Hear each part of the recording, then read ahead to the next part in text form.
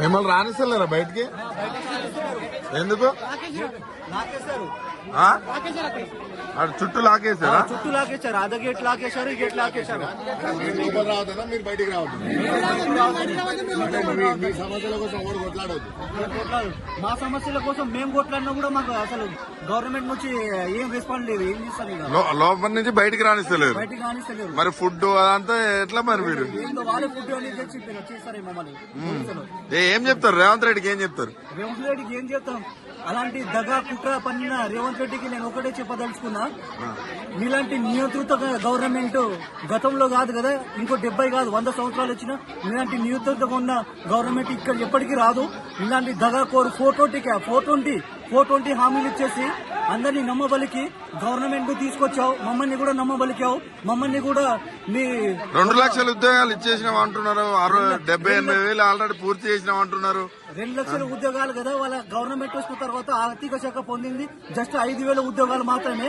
ఆ 60,000 ఉద్యోగాలు గత ప్రభుత్వము ఏదో ఫిలిప్ చేసి వీళ్ళంతా జస్ట్ బీఫామ్ ఇవ్వడం వల్లనే ఏదో 60,000 ఉద్యోగాలు కలిపేసి ఏం చెప్తారు? రాహుల్ గాంధీకి ఏం చెప్తారు?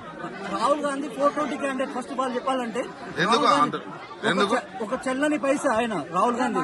ఎందుకట్లా చెల్లని పైసా అంటే ఆల్రెడీ తెలుసు దేశం మొత్తంలో ఆల్రెడీ రాహుల్ గాంధీ ఏంటనేది. చెల్లని పైసా అతను చెల్లని పైసా కాబట్టి మేమేమనుకున్నాం అంటే రాహుల్ గాంధీ మమ్మల్ని కూడా నమ్మవలికి రాష్ట్ర గవర్నమెంట్ ఆయన ప్రగల్భాలు పొందడం కోసం ఏదో ఉచిత హామీలు ఇచ్చేసి అంటే రాష్ట్రంలోని వాళ్ళ గవర్నమెంట్ తీసుకురావడం కోసం 420 హామీలు ఇచ్చేసి ఆయన కూడా మమ్మల్ని చిక్కడపల్లి లైబ్రరీ ఇక్కడ అశోక్ నగర్ టీ సర్కిల్ దగ్గర వచ్చేసి కూర్చొని మమ్మల్ని హామీలు ఇచ్చేసి దగా చేసి కుట్టాబన్నారు మా కోసం.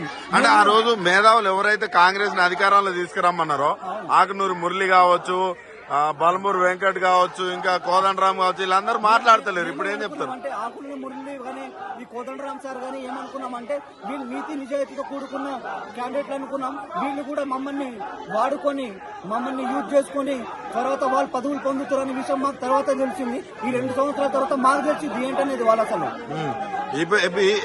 ఎట్లా చూస్తారు? అసెంబ్లీలో శ్రీధర్ బాబు మాట్లాడిన మాటలు ఎట్లా చూస్తారు? అలా శ్రీధర్ బాబు మీరు ఆల్రెడీ మేనిఫెస్టోలో చెప్పారు ఏమని 2 లక్షల సంవత్సరంలో 2 లక్షల ఉద్యోగాలు కల్పిస్తామని చెప్పడం గానీ, సోమాజిగూడలో చెప్పడం గానీ, శాసనసభలో చెప్పడం గానీ, వగేరా మీ ప్రెస్ మీట్ లో మీ మంత్రులు చెప్పడం గానీ, మరి ఎందుకు చెప్పారు అలాంటి అబద్దాలు హామీలు చెప్పేసి మమ్మల్ని ఎందుకు ఎక్కడ కూడా అనలేదు మేము అంటాడు బల్మూరు వెంకట్.